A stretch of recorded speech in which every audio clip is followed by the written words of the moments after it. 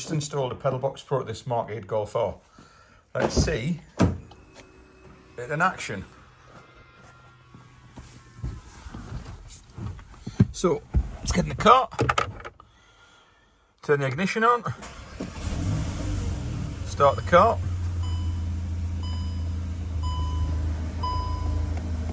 Throttle pedal.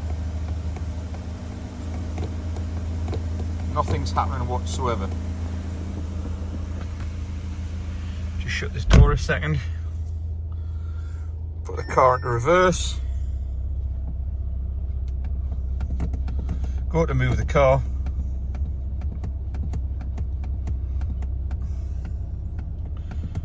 And nothing's happening. Try sticking to drive. And again, nothing is happening. Obviously you've got your handbrake on there.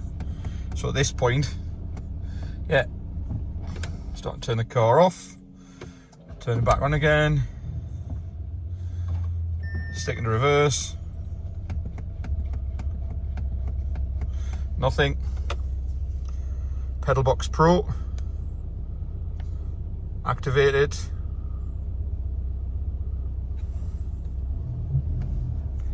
And we now have an active throttle.